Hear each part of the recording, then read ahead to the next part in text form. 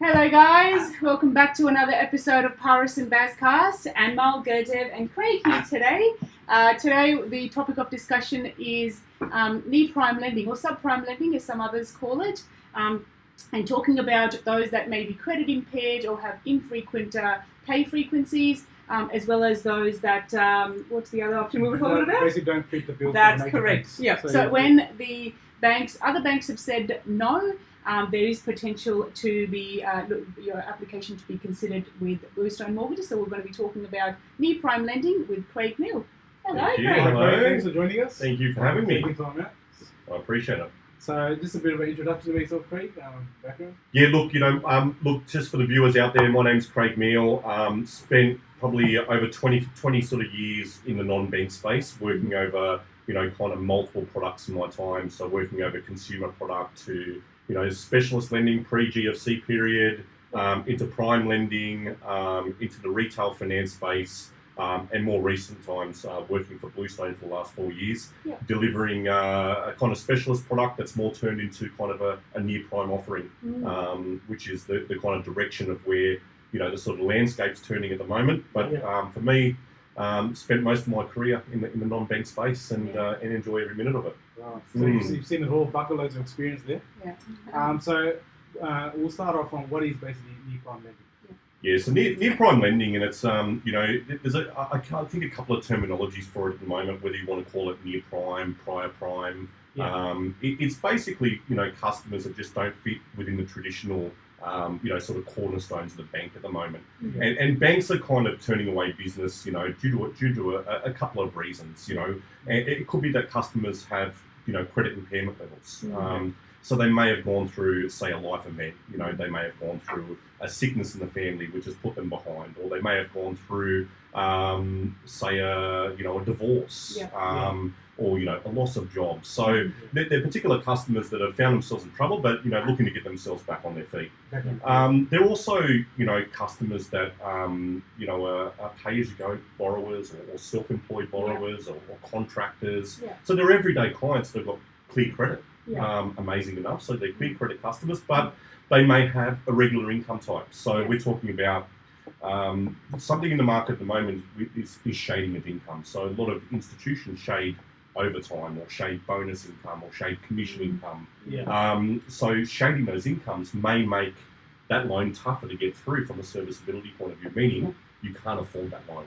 Okay, so which is just for the viewers out there. So it's really about irregular income types. If I do a lot of overtime, can the lender consider that as the income to do the loan? 100% of that income. So that's another segment. Or self-employed. We see a lot of self-employed in the market looking for an alternative, looking for an option. And there's many reasons they come to particular institutions like us or other areas, and it may be they might not have their financials up to date. Okay, so they may require on alternative documents, such as things as accountant's letters or business bank statements or BAS statements. So these are alternative things, or they may only have been in business for a short period of time. So we're talking about new starters. So business startups got a great idea. They've got a 12-month ABN. They may even have a 3-month ABN, but they're under 2 years self-employed. Again, fitting a near prime loan. So basically they don't fit the major banks' policy, so they've got a policy to go. Correct. So I mean, if you're looking at a bank, you have to be 2 years self-employed, 2 years financials, and all that sort of stuff to meet that criteria of the lender. So what this normally does is it gets the customers foot in the door, gets the loan over the line initially, and they can refinance later on to a major bank. Correct. Correct. So if they are credit impaired, what are is it the interest rate that's a little bit different than a normal bank, and what are the other fees sort of involved? And the interest rate's probably a bit of a myth. I don't think it's terribly expensive. What you're really focusing on, if I'm a consumer thinking about a credit impairment that I've had, it's really about a solution for me. And a lot of people think I can't get a loan. They even may feel embarrassed that something has happened within a life event of their life. So it's really about some of these loans, could be in the threes. They start in the threes. And yes, they do work themselves up depending on the severity of the impairment. Risk profile. It's risk profile. And when you think about risk profile, it's more about what's happened. If it's happened in the shorter term, Yeah. it's probably a higher risk. Yeah. It's happened recently. Yeah. If it's happened, longer, maybe over 2 years ago, it's a lower risk. Yeah. It's something that's happened in the past, but Yeah, sure. you're still going to have a blemish on your file, Yeah. and that prevents you from getting the loan. So if you've had a slight, say, default, Yeah. that's still going to be on your credit file for 5 years from the Right, original listing okay. date. So 5 years Yeah. before that will drop off. And with Yeah. the major bank, you won't get that over the line. No, Yeah, no, okay. no. And what is a credit score? So there's a lot of questions about, well, it's a number, is it higher, lower, what you should be aiming for, and how Yep. can you find out about your credit score? Look, I think if you think like there's Equifax Yeah. is probably the main area.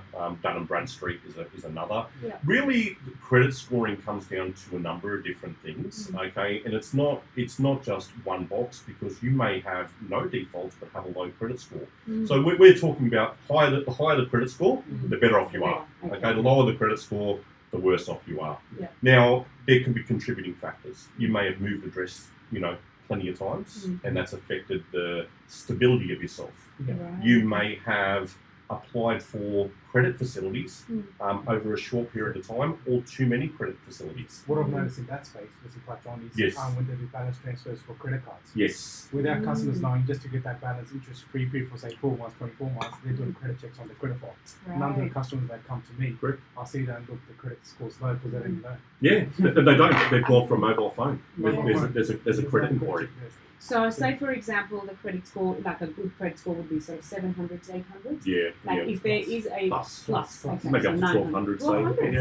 okay. Yep. So if there's sort of those kind of inquiries, are they reducing it by 20, 30 every time there's an inquiry, or more than that? I don't think there's a set formula. It's hard to say. Okay. So there's probably no set formula, but you're looking at, say, the amount of inquiries you've had probably in the last 6 months, Yeah.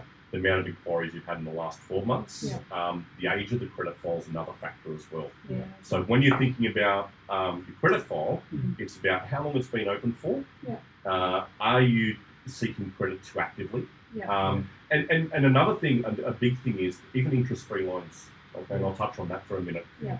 We think, we're going to buy this lounge, we'll pay it later. Yeah. We don't feel it's a credit facility. Again, it's another credit inquiry. Yeah. So it's being smart about your choices. Yeah. If I'm going to be looking at, getting a preferred credit card, what is the reason for that credit card? Is it that I want the points for that credit card? If I'm wanting to buy my mortgage, buy a property investment or owner-occupied property, is what's my aim and objective for that? So, it's not really or you guys probably see it where customers have gone through other brokers and they've put them through multiple facilities. Exactly. We see it all the time. And you've come to a situation where you've seen so many inquiries in the credit file. So it's about financial education. I don't give that advice myself, but it's just a case of being aware of what you do. I think with over the credit score, I think what they're trying to look for is a stability in the customer and the character. Correct. And it's trying to go for the Being able customer. to do that. Yeah. Yeah, we've got a few people tuning in and saying hello. Hello to Jeff, who's watching there as well. Do feel free to ask any questions that you may have. It is a very interesting topic and hot topic of discussion, given some recent changes in serviceability and whatnot. So that's definitely key. Also, we'll touch on Just one thing, before I move on, I just want to say with a lot of the near prime lending space, they don't credit score. Okay, so we've talked a lot about the credit scoring there. Yep. So if you do find yourself with a lower Equifax score, there is alternatives such as near prime lending to go through without a credit scoring. So that's an alternative for you as a consumer. as a consumer, Also, we'll touch on living expenses. That's been under the scrutiny recently. Basically, I think customers are unaware or they're not too sure what is good. How much are they spending? Are they spending too much? What's your thoughts on that? And look, I think the credit landscape's no doubt changed. It's probably changed in the last 12, 18 months in particular. Where personal bank statements probably weren't looked at before that. Okay, so they weren't really analysed. I think there's a couple of things there. You've got discretionary spending, and you've got your actual needs, which is your electricity bills or your telephone bills, your food, your clothing, childcare costs, all that sort of stuff comes into that. But it's really understanding, from a kind of sort of financial institution point of view, can you afford the loan based on your current monthly expenditure? And if you're spending more than what you earn, guess what? They're going to say no. Yeah. Okay. Yeah. Or unless you can justify what those discretionary spends are. Was it that I bought a one-off purchase? Was it that I went on a holiday? These are things that just don't happen every day, right? Yeah. So you're going to have to come up with explanations around that. But yes, it is now a topic. Personal bank statements are looked at by a majority of lenders. Yeah. And again, it's about making sure that you're budgeting. And I think budgeting is the main thing. You got to watch what you spend. Yeah. Yeah. We've just got a question here from Jeff. Have the banks adjusted the serviceability calculators? So firstly, with Bluestone, they've always been quite flexible. Yes, they have. Serviceability. Yep. So with the recent changes in serviceability, the major banks have relaxed the calculators. So all four major banks? All four have. Is there a number? What is the... It's in the fives, I think, for the majority of It's them. 5.5. It used to be 7? Yep. 7.25. It's gone down to 5.5 plus as a minimum servicing rate. So that's what we are seeing. So that has been adjusted. All the serviceability rates for all the major banks. Yeah. So your floor rates have come down, Yeah. which is a good thing, Yeah. and hopefully that can stimulate a bit of lending. And we're seeing about 12 to 15% increase in lending, ballpark from the original calculator. So Yeah, right. Well, hello to everyone else that's coming on. There you go. Jeff says thank you. Also, what we'll touch on is interest-only loans expiring. Yes, Number that's of correct. So that's investors another... out there, what they're saying, I think, end of next year, 2021, majority of the loan book will be expiring from interest-only loans to P&I. Yeah. Now, what that means, previously the major banks were transferring those loans, extending the interest-only loan period, but now we have to do a full application. So I think a lot of the customers are unaware of that, right? And look, they are taking a view of what the current circumstances are at the moment. Yeah. Because there have been buffers in relation to repayments, you may have an interest-only payment and think that that's fine, I can afford that, I'm getting rental income. But the way the financial institutions are looking at it is they're putting a buffer onto that.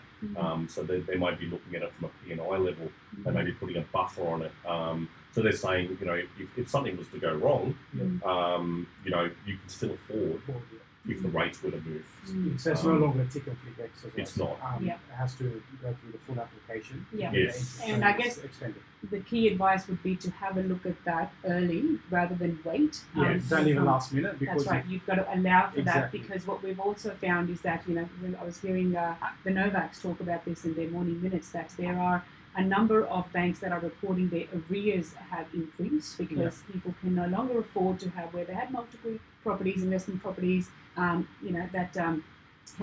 that's now increasing their arrears, which is impacting, there is a lot of stress on them every day. So if you had 3 or 4 properties, and if you're paying principal on top of that, that's about potentially 1,000 to 1,500 per property. Yeah. That's like 5-6 grand per month. That's right. That is significantly impact the cash flow. That's right. And this is where the mortgage broker becomes the key to everything. Yeah. Without them, that's correct. You're not just going to be able that to. as well. Yeah, you're not going to be able to navigate through this landscape. Exactly. And I think what the broker does is make it simple. Yeah. Okay, so they have the expertise to make your life simple as a consumer. Yeah. And which saves you time. That's right. So you've really got to engage. And bring everything, engage with a broker and make sure that if that broker is asking you to provide certain things, it's because they're doing that in the best interest of you. Trying to get you the best outcome. Yeah, exactly. 100%. Bernard said that. Thank you for that as well. Hello, everyone coming on. Ben's just come on as well. Ben's actually coming in next week, so stay tuned for that as well.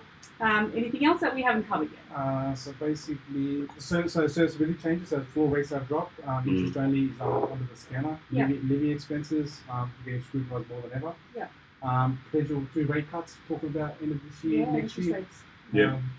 I think we'll probably stimulate the economy even further. Probably increase the borrowing power because the new calculator, what we are seeing is based on the current interest rate that the customer is getting, plus a benchmark of around 2.5%.